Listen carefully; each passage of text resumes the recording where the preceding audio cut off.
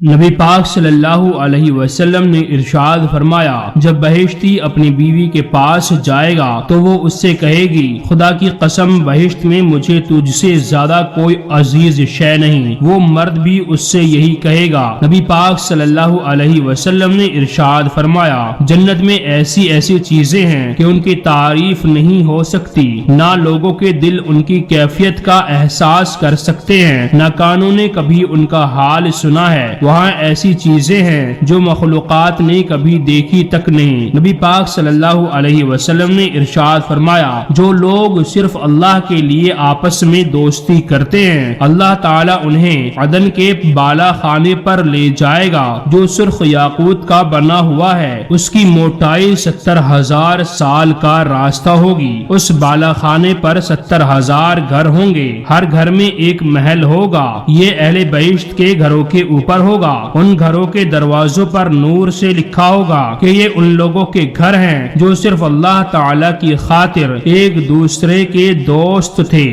ایسے لوگ جب اپنے محلوں سے سیر کے لیے نکلیں گے تو بہشت کے محلوں میں رہنے والے ان سے نور حاصل کریں گے اور ان کے نور سے اس طرح روشن ہوں گے جس طرح آفتاب سے دنیا کے لوگ روشن ہوتے ہیں۔ ان کے چہرے کو دیکھ کر اہل بہشت آپس میں کہیں گے کہ یہ وہ لوگ ہیں جو دنیا میں صرف اللہ کے لیے آپس میں دوستی رکھتے تھے۔ پھر ان کا چہرہ اچانک چوندوی کے چاند کی طرح منور ہو جائے گا۔ نبی پاک صلی اللہ علیہ وسلم نے فرمایا، جنت والے اپنے خدمتگاروں کے مقابلے میں اس قدر حسین و جمیل ہوں گے جیسے چوندوی کا چاند ہوتا ہے۔ نبی پاک صلی اللہ علیہ وسلم نے فرمایا، جنتی عورتیں کھانا کھانے کے بعد سریلی آواز سے گائیں گی۔ وہ کہیں گی، ہم ہمیشہ بہشت میں رہیں گے، ہمیں کبھی موت نہ آئے گی، نہ کوئی ڈر اور خوف ہوگا، ہر طرح سے امن میں ہوں گے،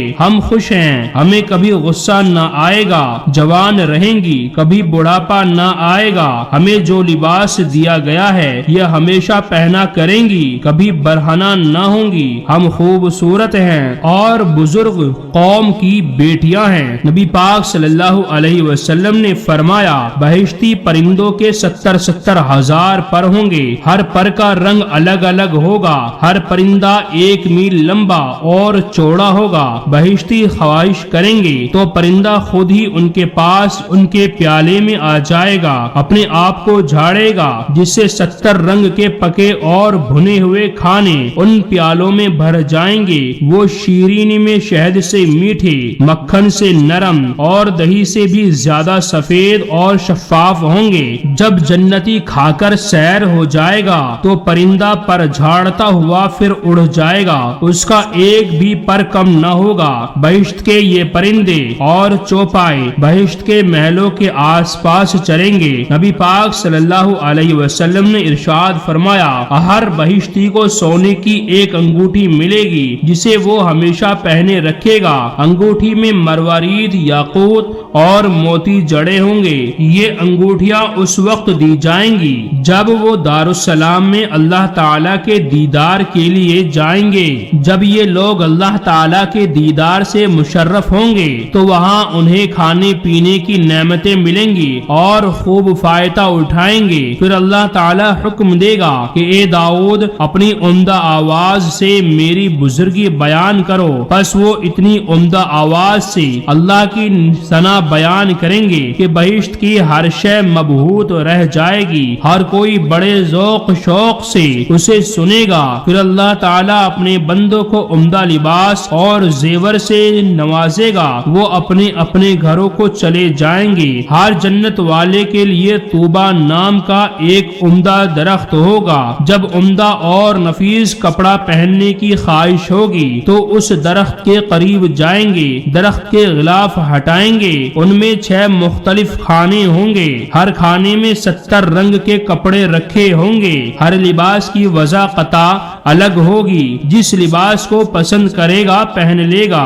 نبی پاک صلی اللہ علیہ وسلم نے فرمایا، بہشتی عورتوں کے گلو بند میں لکھا ہوگا، اے بہشتی، میں تیری محبوبہ ہوں اور تو میرا محبوب ہے، میں تیری خدمت کے لیے وقف ہوں اور تو میری صحبت میں رہے گا، میرے دل میں کوئی آلائش اور کدورت نہیں۔ جب مرد اپنی بیوی کے سینے کی طرف نظر کرے گا تو اس میں اس کے جگر کی سیاہی کو ہڈیوں اور گوشت کے پیچھے سے دیکھے گا، گویا عورت کا جگر مرد کے لیے اور مرد کا جگر عورت کے لیے آئینہ ہوگا۔ ان کے بدن میں ان کا جگر اسے دکھائی دے گا جیسے سفید یاقوت میں دھاگا نظر آتا ہے، ان کی سفیدی مرجان کی سفیدی کے مانند اور یاقوت کی طرح شفاف ہوگی۔ اللہ تعالیٰ کا ارشاد ہے، دیکھنے والوں کو ایسا دکھائی دیتا ہے کہ جنت کی حوریں یاقوت اور مرجان ہیں۔ نبی پاک صلی اللہ علیہ وسلم کا ارشاد ہے کہ جنت والے